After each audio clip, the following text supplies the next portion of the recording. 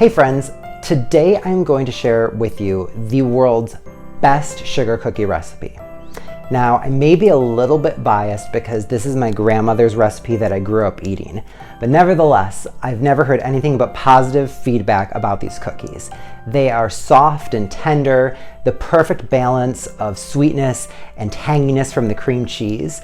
So I hope you like this recipe as much as I do, and be sure to click subscribe because I'm sharing new videos every single day this week. So check it out. The written recipe is in the description box below.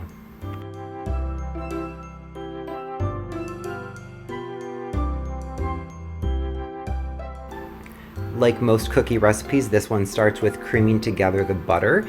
So I'm just putting all 4 sticks of butter and the entire block of cream cheese, all at room temperature, into the bowl of my stand mixer with the paddle attachment.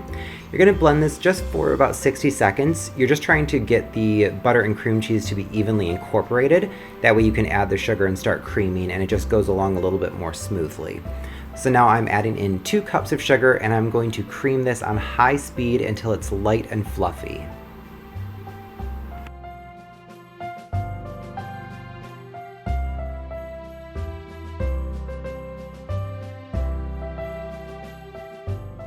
So now that the butter is light and fluffy, it's time to add in the egg yolks. I like to save the egg whites just in a mason jar in the refrigerator. That way when I'm making scrambled eggs, I can just toss in a couple extra whites for additional protein.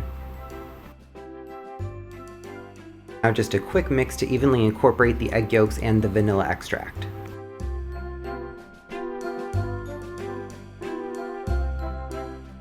When adding flour to this, I always like to hold back at least a 1/4 cup because temperature and humidity affect the amount of flour that you need in the dough.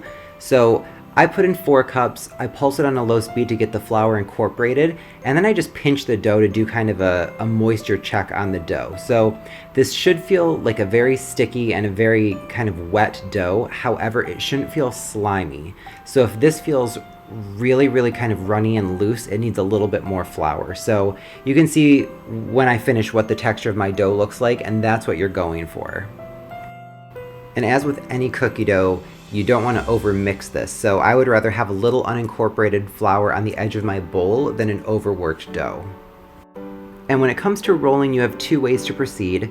I like to roll the dough out immediately between 2 sheets of parchment paper and refrigerate it already rolled out because it saves a step.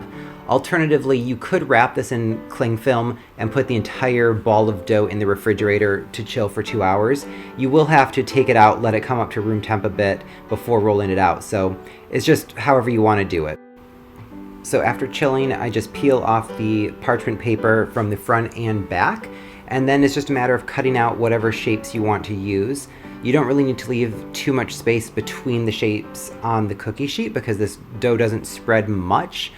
And when trying to cut the cookies out as close as possible to minimize scraps, sometimes I'll have a few different shaped cookie cutters that I'm working with. That way if I have a smaller section, I can use a smaller cookie cutter. As I've mentioned before, you can re-roll the scraps as many times as you need to. It's just that each time you re-roll, the dough gets a little bit tougher as you continue to work the gluten.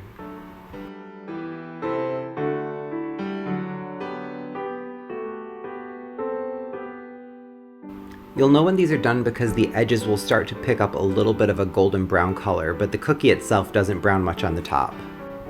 And this is the finished product. The tops are nice and flat, so perfect for decorating. The edges have a little bit of a golden color on them, and these are ready to eat.